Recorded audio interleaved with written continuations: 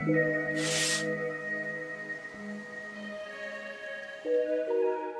everyone, welcome to the live stream. Today I'm gonna be drawing Alucard. I'm not very familiar with this character, like I know Castlevania, but I never played him. Like I love the visual aesthetics. But it seems like a cool character, something that is right up my alley. So without further ado, I'm just gonna get started. I'm gonna try to break my personal record. Last month we did Lobo and I almost finished the whole piece in like around 2 hours. So I'm gonna try to see if I can finish this one this time too. This is a monthly drawings thing that we have on my Patreon where it's like I try to every month do like a character drawing. We do like a showdown of characters that everybody pitches in, and then we narrow it down to like 3 characters and everybody votes to like see what character gonna be drawing every month, and then we raffle this at the end of the month, so like a lucky winner gets this.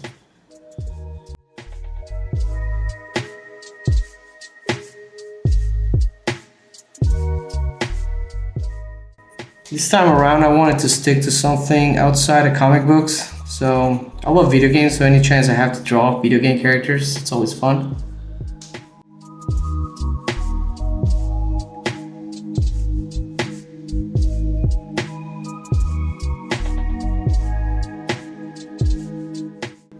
What am I working on? Professionally, I'm working on Perfect Dark, so a video game for Xbox. We're still in production, so but I'm a character concept artist right now.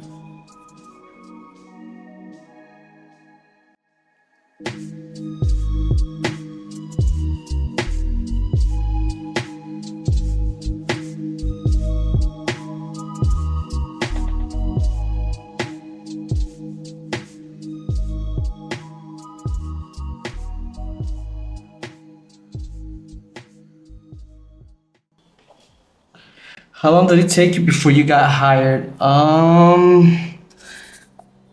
It kind of like snowballed into opportunities. I started working when I was in college, on my last year in college, and I just got hired by my teacher, who was a project manager at Udon Comics back then. I'm talking about 2008, 2007, 2008, somewhere like around that. And from then, I started uploading my artwork into DeviantArt. It used to be a very popular platform back there where people would just upload their art and share their stuff. So I started getting a lot of views there, and I started getting contacted by video game studios. And that's how I started doing video game stuff. At the same time, I was doing comic book work, and from them, it just never stopped, because just I kind of juggle between those two and just got different gigs and just different opportunities here and there.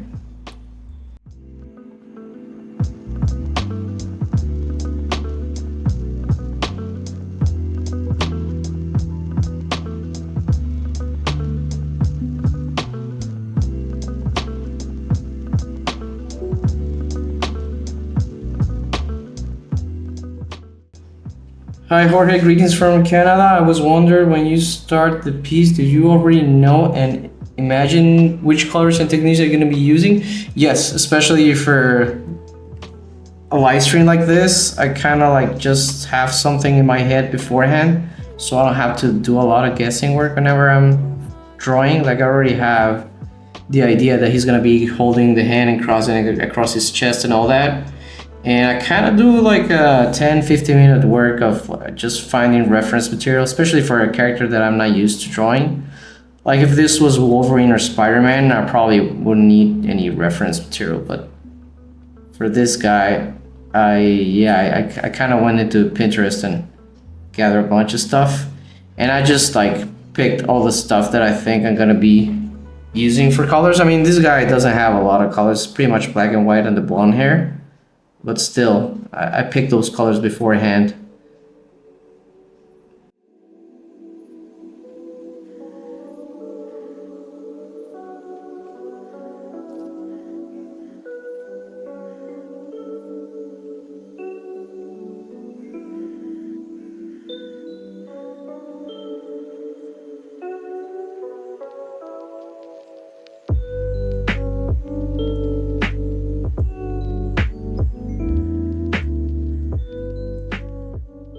Do you use traditional inks for your comic work? Yeah, I especially on the covers, I always tend to do traditional stuff. I rarely do digital inking.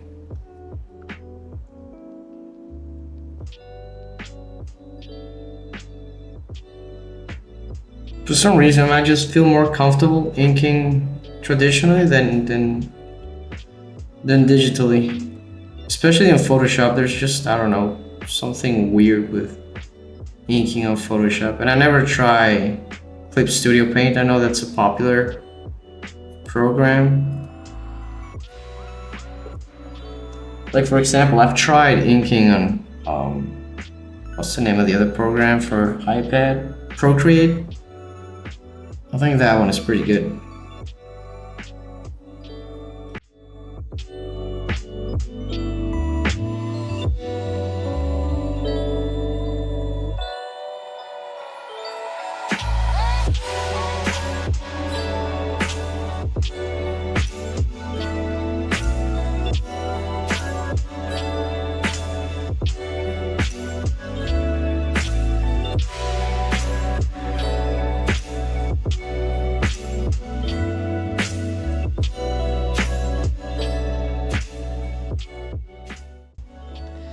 The Batman you posted today looks great. Thank you. Thank you very much. Yeah, that was a fun commission. That's actually a Batman I designed for a short story I did for DC Comics.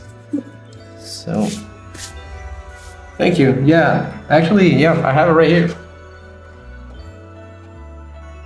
So, again, I keep this on my side just because every time I look at it, I start adding more stuff and just like detailing here and there. But yeah, this is a fun commission.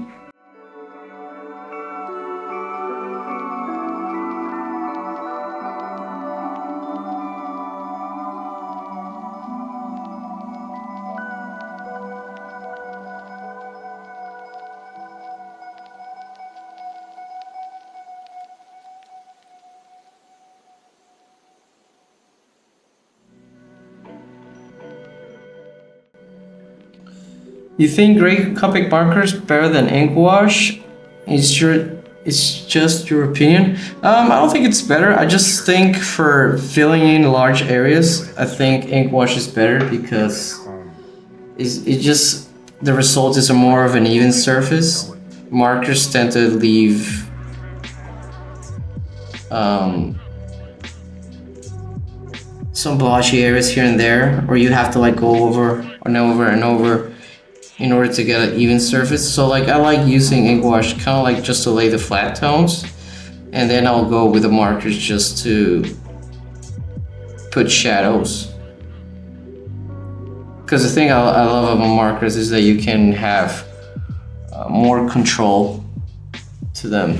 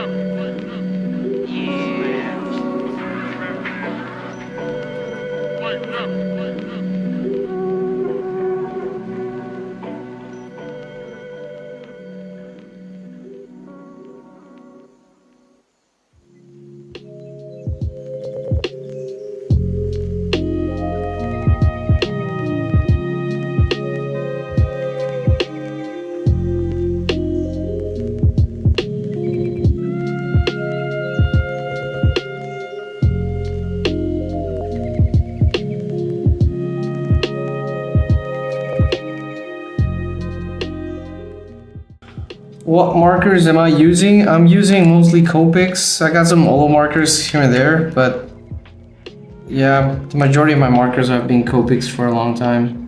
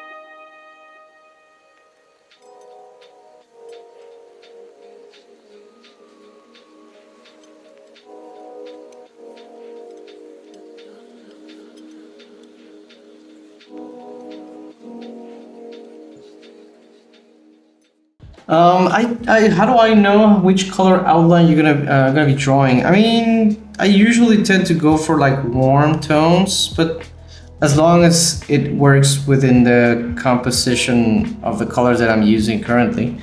But yeah, anything subtle and warm will usually do the trick for the outlines. But if I go with like a bluish cold type of scene, I will do the same, but like maybe like a light blue or a light gray. Nothing that stands out too much, I think is the key. It's just like a very subtle value, if that makes sense.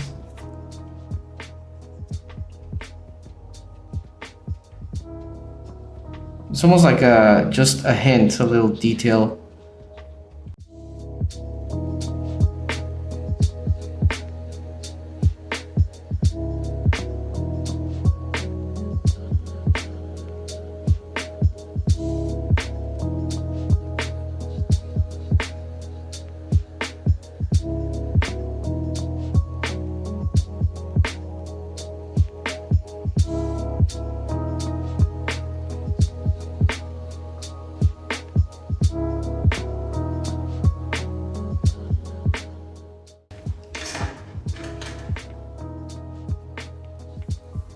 Alright everyone, I think this is gonna be it for tonight.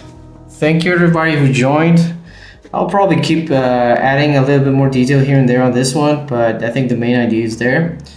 So you'll be able to see the whole process and some even scanned pictures of this on my Patreon. So thank you for joining and see you next month. See you guys.